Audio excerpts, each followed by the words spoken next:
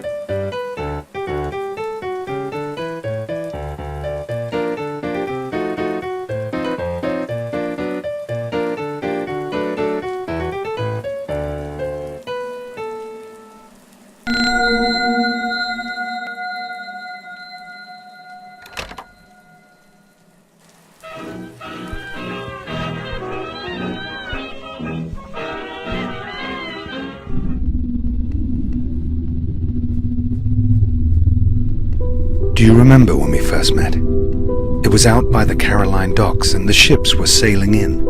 The pigeons were chasing us around, while your eyes shone like so many late-night dancers. Sometimes I relive that moment in my head, watching you at the wharf as you leave, ceaselessly. I can't escape the feeling that everything would have gone differently had I talked to you back then.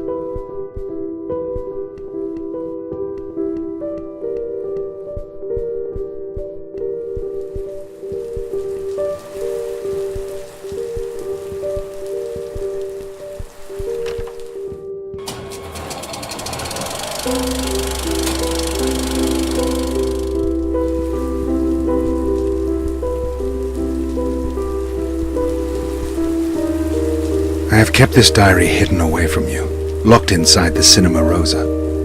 You're probably already trawling through my things searching for clues. I knew you'd come looking for me.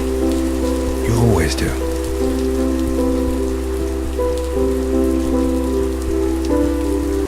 It started as a project between the two of us, opening a cinema. I remember that day so clearly now. I had a plan to meet you in Oxford that afternoon. The idea was to explore the library together, chase down the last remaining copy of Tolstoy. On the way out, we stumbled on this old book on Art Deco cinemas. It was the perfect project, a way for us to live out 100 different lives together.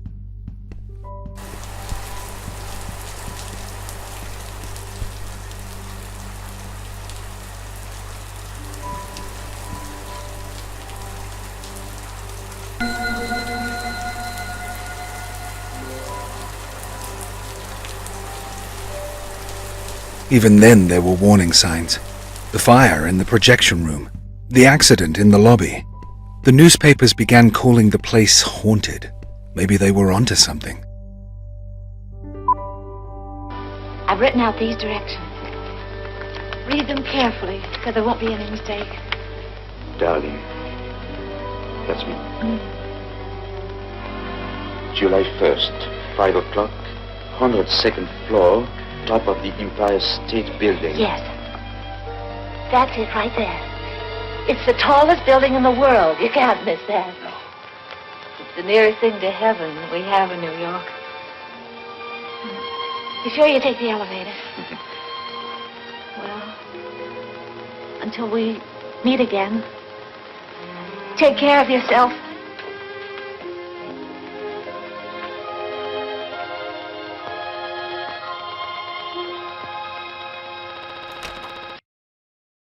The next week we saw the opening of a film. Imagine that, seeing a premiere in your very own cinema. I remember that vacant stare you had on the way out, like your mind was playing out ideas in some distant universe.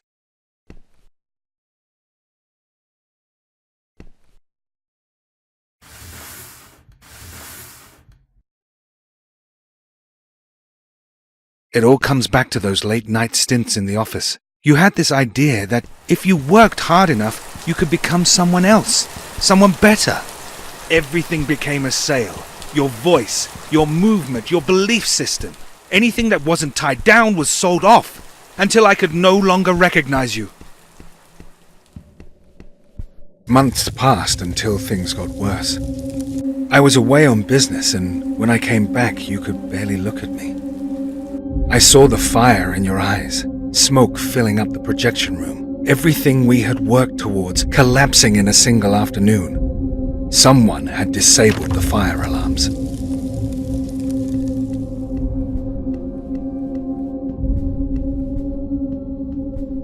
That was the first time we went to Michael. He was recommended by a friend. Michael worked in this grey, simple office out west, with nothing on the walls. It somehow needed more color to it.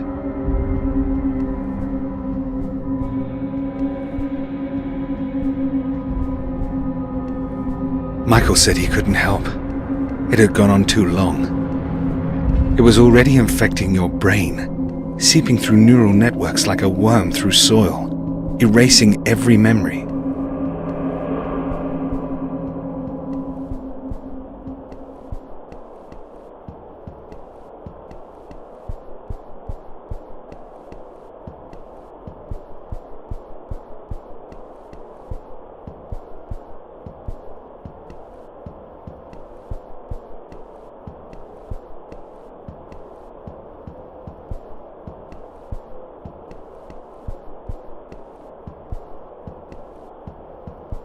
Michael phoned me that night.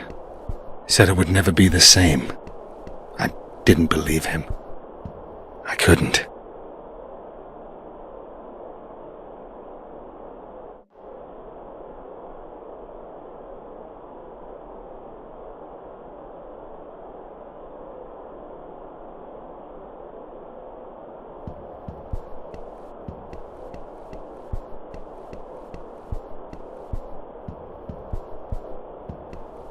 We never went to Oxford, did we? Everything appears and disappears.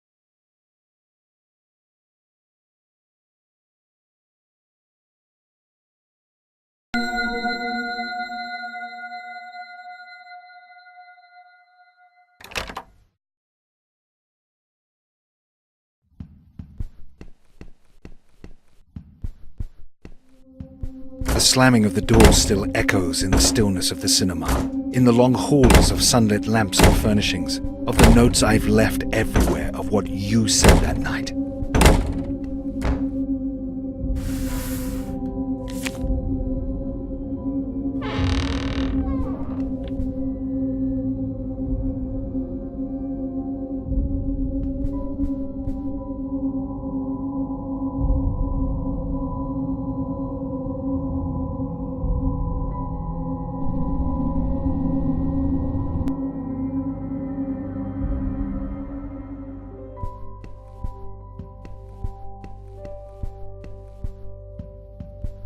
It's a strange thing, time.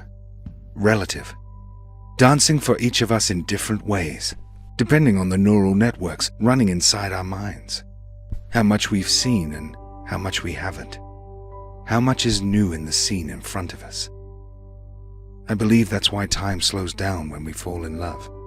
As if we'd never seen the world before, and its bright, bright existence halts for a second, allowing us a second look.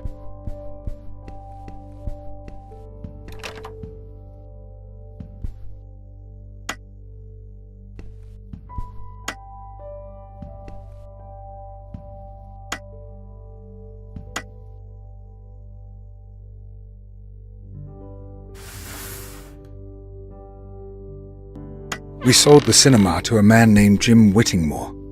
You left to work in an advertising company, and I went off to write about what happened between us. I still had this idea. I have traced back to the start of it all, of restoring. I have come to the precipice and purged myself of you. Golden years. I have lifted every memory and thrown it away with every postcard I ever sent you. Every one of them burned in that fatalistic desire to be rid of all guilt and accountability. All I can do is hope it will work. Hope. And wait.